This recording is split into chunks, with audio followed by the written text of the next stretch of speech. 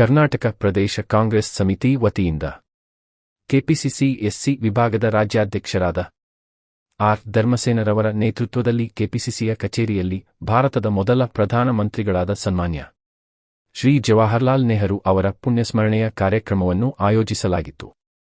ಮೊದಲಿಗೆ ಶ್ರೀ ಜವಾಹರಲಾಲ್ ನೆಹರು ರವರ ಭಾವಚಿತ್ರಕ್ಕೆ ಪುಷ್ಪಾರ್ಚನೆ ಮಾಡಿ ಕಾರ್ಯಕ್ರಮವನ್ನು ಉದ್ಘಾಟನೆ ಮಾಡಿದರು. ಇನ್ನು ಕಾರ್ಯಕ್ರಮದಲ್ಲಿ ಕೆಪಿಸಿಸಿ ಕಾರ್ಯಾಧ್ಯಕ್ಷರು, ಸಂಸದರು, ಸಚಿವರು, ಶಾಸಕರು, ಪಕ್ಷದ ಹಿರಿಯ ನಾಯಕರು ಮತ್ತು ಕೆಪಿಸಿಸಿಯ ಪದಾಧಿಕಾರಿಗಳು ಕಾರ್ಯಕ್ರಮದಲ್ಲಿ ಭಾಗವಹಿಸಿದರು.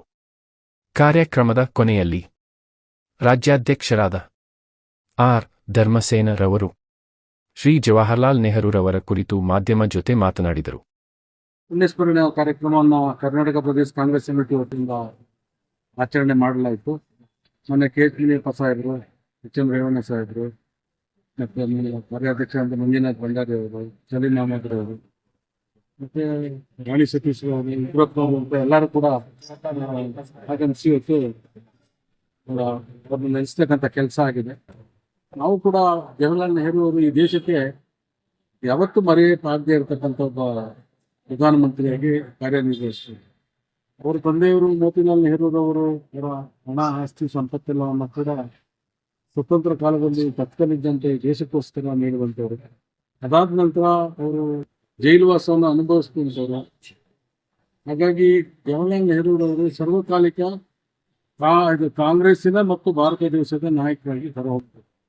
ಬಹಳ ಪ್ರಮುಖವಾದ ವಿಚಾರ ಏನು ಗೊತ್ತಾ, ಅವರು ಈ ದೇಶದ ಮೇಲೆ ಎಷ್ಟು ಒಂದು ಅಭಿಮಾನ ಇಟ್ಟಿದ್ರು ಅನ್ನೋದಕ್ಕೆ ಒಂದು ಫಾರಿನ್ ಡೆಲಿಗೇಷನ್ ಬರುತ್ತೆ, ವಿದೇಶಿಗರು.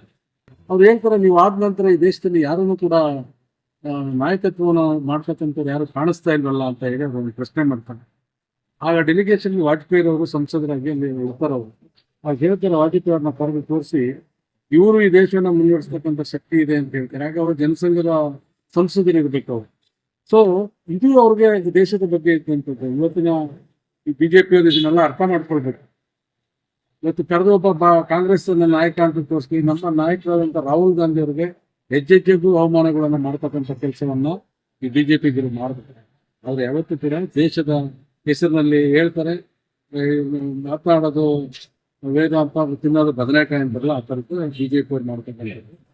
ನೆಹರೂರವರು ಆ ಕಾಲದಲ್ಲಿ ತಮ್ಮ ದೊಡ್ಡ ಮೇರು ವ್ಯಕ್ತಿತ್ವವನ್ನ ಸಾಧಿಸಿದ್ರು. ಮತ್ತು ಬಹಳ ಪ್ರಮುಖವಾದ ವಿಚಾರ ಏನ್ ಗೊತ್ತಾ, ಈ ದೇಶ ಇಷ್ಟು ಸಡನ್ ಆಗಿ ಬಹಳ ಕ್ಷಣಿಕ ಕಾಲದಲ್ಲಿ ಹೆಚ್ಚಿಗೆ ಅಭಿವೃದ್ಧಿ ಅನ್ನೋದಕ್ಕೆ ಏನು ಕಾರಣ ಅಂತೇಳಿ ವಿದೇಶಿಗರು ಬಂದು ಭಾರತದ ಮೇಲೆ ರಿಸರ್ಚ್ ಮಾಡ್ತಾರೆ. ರಿಸರ್ಚ್ ಮಾಡಿದಾಗ ಬೇಕಾದಷ್ಟು ವಿಚಾರಗಳು ಹೊರ ಹೊಮ್ಮುತ್ತದೆ. ಆದ್ರೆ ಅಲ್ಲಿ ಅಲ್ಟಿಮೇಟ್ ಆಗಿ ಬರ್ತಕ್ಕಂಥದ್ದು ಏನಂತ ಹೇಳಿದ್ರೆ, ಒಂದು ಜವಾಹರಲಾಲ್ ನೆಹರು ಸಾಹೇಬರ ಒಂದು ದೂರದೃಷ್ಟಿಯ ಪಂಚವಾರ್ಷಿಕ ಯೋಜನೆಗಳು ಮತ್ತು ನಮ್ಮ ಅಂಬೇಡ್ಕರ್ ಅವರು ಕೊಟ್ಟಿರ್ತಕ್ಕಂಥ ಸಂವಿಧಾನ. ಸೊ ಎರಡೂ ಕೂಡ ಈ ದೇಶದ ಅಭಿವೃದ್ಧಿಗೆ ಪ್ರಮುಖ ಪಾತ್ರ ವಹಿಸಿದೆ ಅಂತಕ್ಕಂಥದ್ದನ್ನ ಏನು ರಿಸರ್ಚ್ ಮಾಡಿದಂಥ ವಿದೇಶಿಗರು ಮಾಡೋಂಥದ್ದು ಅಲ್ಲಿದ್ದ ತಿಳಿದು ಬರ್ತಕ್ಕಂಥ ಪ್ರಮುಖವಾದಂಥ ವಿಚಾರ.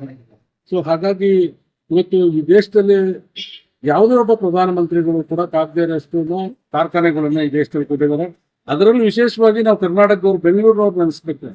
ಇಲ್ಲಿ ಇರ್ತಕ್ಕಂಥ ಕೇಂದ್ರ ಸರ್ಕಾರ ಯಾವುದೇ ಒಂದು ಉದ್ಯೋಗಗಳನ್ನ ಕೊಡೋದಾಗ್ಲಿ, ಕಾರ್ಖಾನೆಗಳನ್ನ ಸ್ಥಾಪನೆ ಮಾಡೋದಾಗ್ಲಿ, ಅದು ನೆಹರು ಅವರು ನಮ್ಮ ರಾಜ್ಯದ ಮೇಲೆ ಇಟ್ಟಂತ ಒಂದು ಭರವಸೆ ಮತ್ತು ನಂಬಿಕೆ ಮತ್ತು ನಮ್ಮ ಜನಕ್ಕೆ ಮಾಡಿದಂಥ ಸಹಾಯನ ನಾವು ಯಾವತ್ತೂ ಕೂಡ ಕರ್ನಾಟಕದ ಜನತೆ ಯಾವತ್ತೂ ಕೂಡ ಮರೀಬಾರ್ದು.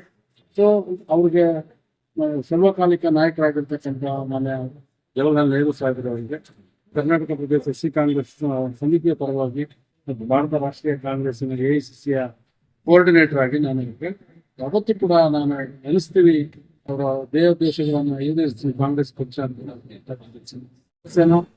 ಮಾಜಿ ವಿಧಾನ ಪರಿಷತ್ ಸದಸ್ಯ, ಕರ್ನಾಟಕ ಪ್ರದೇಶ ಕಾಂಗ್ರೆಸ್ ಸಮಿತಿಯ ಎಸ್ಸಿ ವಿಭಾಗದ ರಾಜ್ಯಾಧ್ಯಕ್ಷ ಮತ್ತು ಇತ್ತೀಚೆಗೆ AICCಯ ಎಸ್ಸಿ ಕೋಆರ್ಡಿನೇಟರ್ ಆಗಿ ಕೇರಳ ತಗೊಂಡಿದ್ದಾರೆ ರಾಷ್ಟ್ರ ಕಾಂಗ್ರೆಸ್ಗೆ. ಮತ್ತು ಕೇರಳದಲ್ಲಿ ನಾನು ಉಸ್ತುವಾರಿನ ವಹಿಸ್ಕೊಂಡಿದ್ದೀನಿ. ನಮಸ್ಕಾರ ಸರ್.